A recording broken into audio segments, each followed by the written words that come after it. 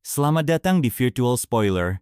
Jangan lupa like, komen, subscribe, dan follow. Chapter 704. Kamu sudah hidup terlalu lama, kamu benar-benar otak babi, sama tak bergunanya dengan anakmu. Xiahou Yuanming membalas dengan marah. Janner, jelaskan pada ayahmu apa akibatnya? Ya, kakek. Seorang pemuda di belakang Xiahou Cheng menjawab dengan cemas, meskipun tablet giok ini jatuh dari langit, ia mendarat di Boneyard. Jadi seharusnya menjadi milik Boneyard. Tanah tulang itu sejak dulu dikenal sebagai makam para ahli besar. Dan selama bertahun-tahun, banyak benda berharga digali dari sana. Siapapun yang masuk harus memiliki izin dari Istana Dewa Darah. Selain itu, ada aturan bahwa apapun yang diperoleh harus dijual terlebih dahulu ke Istana Dewa Darah. Tablet giok ini diam-diam dibawa keluar oleh paman kedua. Kalau Istana Dewa Darah mengetahuinya, rumah Xiahou pasti akan dalam masalah besar. Pria lain, Xiahou Ye, berkata dengan getir, "Saya hanya tamak. Tidak menyangka benda itu ternyata senjata tingkat 9. Kalau saya tahu sejak awal, saya pasti langsung memberikannya ke Istana Dewa Darah. Maka masalah ini tidak akan terjadi." Atas dasar apa? Xiahou Cheng mendengus. Istana Dewa Darah makin kuat karena keuntungan dari Boneyard. Padahal Boneyard milik seluruh wilayah timur. Apa hak mereka membuat aturan? Aku benar-benar tidak suka cara mereka bertindak. Dasar kepala babi. Xiahou Yuanming sangat marah. Bagaimana aku bisa punya anak sepertimu? Istana Dewa Darah menjaga makam itu atas keputusan kota Redmoon dalam konferensi Aliansi Wilayah Timur. Kalau kamu tidak suka, paling banter kamu hanya bisa menggerutu. Tapi kalau mereka tidak suka padamu, mereka bisa menghancurkanmu dalam sekejap. Kakak, kata Xiahou, kamu, satu-satunya yang bisa kita lakukan sekarang adalah menunggu Tuan Sun Renhao dari toko harta karun. Tak terhitung membelinya secara rahasia. Tidak ada kamar dagang lain di kota Fu yang berani menerima kesepakatan ini. Sumber daya yang dijanjikan pihak mereka akan sangat membantu perkembangan kita nanti. Selama kita bisa melewati hari ini, tablet giok itu tidak lagi di tangan kita. Bahkan, kalau Istana Dewa Darah mencium sesuatu, tanpa bukti mereka tidak bisa berbuat apa-apa. Aku tidak mengerti apa yang kalian pikirkan. Persenjataan tingkat 9 yang begitu bagus.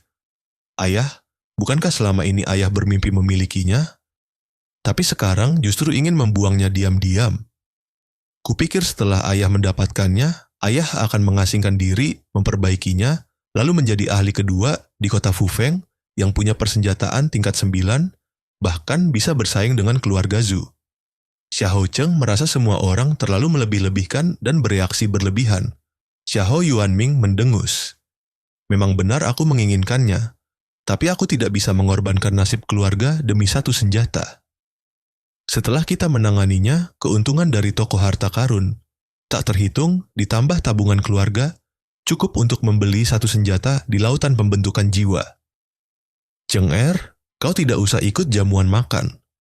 Bawa beberapa ahli dan jaga tempat ini baik-baik. Jangan sampai terjadi apapun pada tablet giok itu. Tablet giok itu tampaknya memiliki segel kuat, sehingga tidak bisa disimpan dalam cincin penyimpanan. Hal ini membuat Xiahou Yuanming kesal, hingga akhirnya ia menaruhnya di perbendaharaan keluarga dan meminta putranya yang terkuat untuk menjaganya. Jangan khawatir ayah, selama aku ada di sini, tablet itu pasti aman. Xiahou Cheng menjawab dengan suara berat.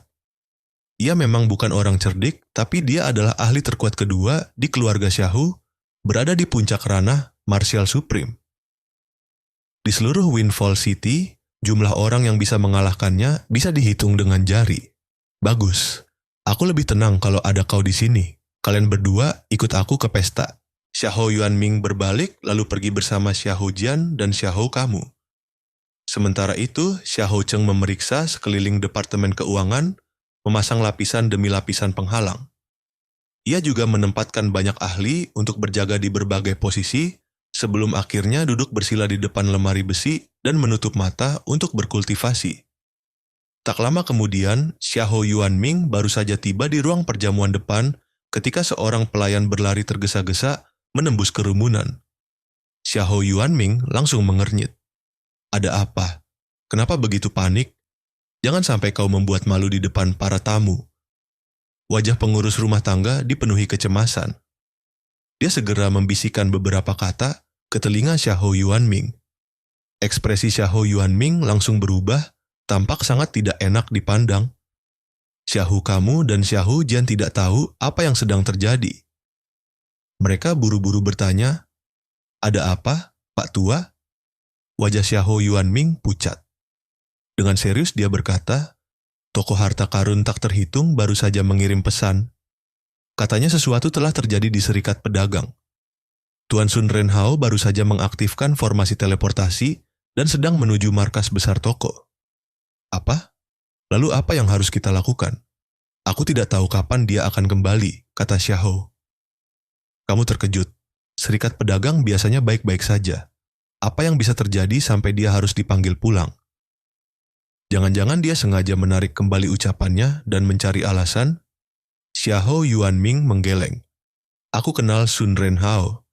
Dia jelas bukan tipe orang yang menarik kembali kata-katanya. Lagi pula, dengan kekuatan menara 10.000 harta karun, menerima senjata tingkat 9 bukan hal sulit. Pasti ada sesuatu yang benar-benar terjadi. Ini merepotkan. Aku tidak tahu berapa lama kita bisa menyimpan tablet giok itu." Saat dia masih khawatir, tiba-tiba terdengar tawa panjang dari luar disertai ejekan. "Saudara Yuanming, kau mengambil selir yang lebih muda dari cucumu? Selamat." Ekspresi Xiahou Yuanming langsung berubah. Sekilas niat membunuh melintas di matanya, tapi dia memaksakan senyum dan keluar menyambut. Dengan dingin, ia berkata, "Ternyata saudara Huan Shui. Kudengar kau punya seorang putra tahun ini, usianya 2 tahun lebih muda dari cicitmu. Kedua bocah itu pasti bisa bermain bersama dengan gembira. Selamat, selamat." Kilatan cahaya muncul di luar pintu dan lebih dari 10 orang mendarat di halaman, mendahului penjaga keluarga Xiahou yang terlambat menghentikan mereka. Hati Xiahou Yuanming tercekat, tapi wajahnya tetap tenang. Ia tersenyum tipis. "Oh, jadi saudara Yueming juga datang. Silakan masuk, silakan masuk." Yang datang adalah Zhu Huanshui dan Zhang Sun Yueming, kepala keluarga dari 2 kekuatan besar lain di kota Fufeng. Mereka sudah berkumpul, tapi ekspresi keduanya tampak muram, jauh berbeda dengan suasana perjamuan. "Saudara Yuanming, meski kami datang untuk minum dan memberi selamat, tujuan utama kami bukan itu," kata Zhang Sun Yueming datar. "Oh, lalu kalian datang untuk main catur dan minum teh denganku? Sayang sekali, hari ini aku terlalu sibuk dengan pesta pernikahan dan perayaan. Aku tidak punya waktu menemani kalian." Xiahou Yuanming tidak menunggu jawaban, hanya memberi isyarat dingin untuk mengantar tamu pergi. Zhu Huanshui mencibir. "Saudara Yuanming, berhentilah berpura-pura. Aku tidak ingin adik ipar barumu yang berusia 16 tahun jadi janda, bahkan sebelum malam pertama." Xiahou Yuanming menerang dan membentak, "Zhu Huanshui, hari ini hari bahagiaku, mulutmu benar-benar busuk." Dengan nada sinis, Zhu Huanshui berkata, "Aku tidak mau banyak bicara. Serahkan saja senjata mistik tingkat 9 yang kau dapatkan dari Boneyard. Kalau begitu, kami akan menemanimu minum. Kalau tidak, jamuanmu hari ini pasti berantakan." "Bagus. Jadi kalian benar-benar bersekongkol untuk mencari masalah?" Aura Xiahou Yuanming meledak. Tekanan seorang martial sovereign menyapu ruangan. Wajah para tamu berubah, mereka panik dan mundur. Zhang Sun Yueming berkata dingin, "Saudara Yuanming, sebaiknya kau lebih pintar. Tidak ada gunanya bertindak bodoh. Jika kami tidak punya bukti, kami tidak akan datang dengan cara ini." Hati Xiahou Yuanming berdegup keras. Dengan dingin ia berkata, "Baiklah, aku ingin lihat apa yang kalian sebut bukti. Tunjukkan." Zhu Huanshui mencibir, "Xiahou Jian, keluarlah." "Apa?" Semua orang terkejut. Wajah mereka dipenuhi rasa tidak percaya.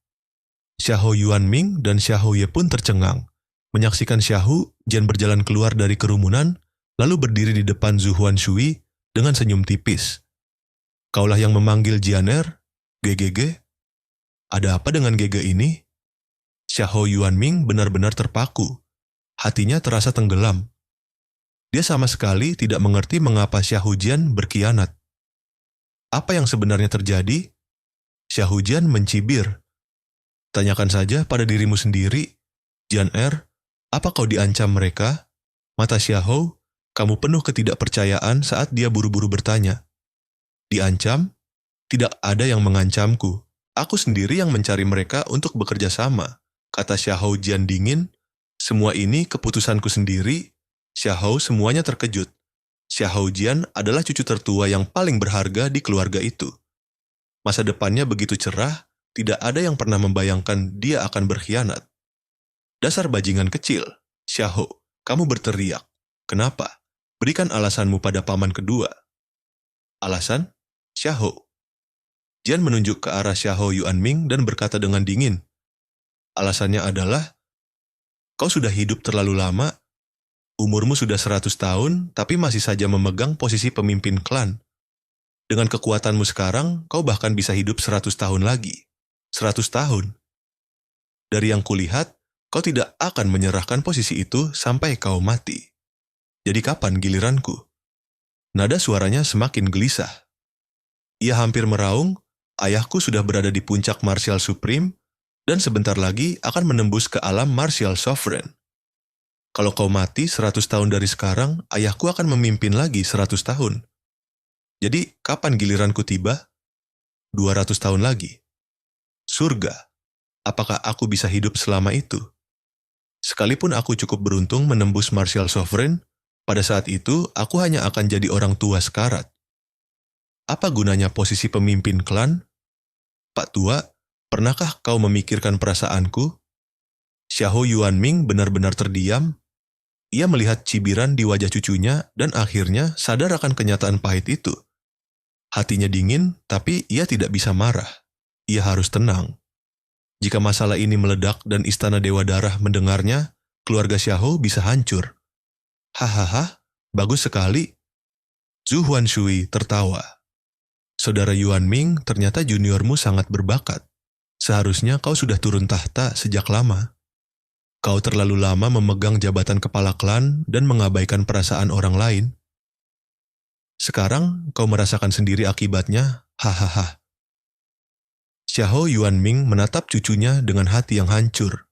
Dengan suara sedih, ia berkata, bahkan jika aku mati, bahkan jika Cheng mati, menurutmu posisi kepala klan akan jatuh ke tanganmu? Menurutmu, dua serigala buas ini akan membiarkanmu berkuasa? Mereka hanya menunggu saat yang tepat untuk melahap keluarga Xiahou. Zhu Huanshui kembali tertawa. Hahaha, siapa bilang begitu? Justru kami sangat mengagumi semangat mudamu. Kami pasti akan membimbingmu dengan baik. Jadi, katakan pada kami tentang tablet giok itu. Biarkan orang tua ini berhenti menyangkal. Baik, Xiahou Jian mengangguk. Paman kedua memang membawa tablet giok dari tanah pemakaman. Sekarang tablet itu disimpan di perbendaharaan keluarga Xiahou. Orang tua ini berniat menyerahkannya pada Sun Renhao dari toko harta karun malam ini. Sayang sekali, Sun Renhao tidak bisa datang karena ada urusan mendesak. Terima kasih sudah mendengarkan Virtual Spoiler. Sampai jumpa di pembahasan berikutnya.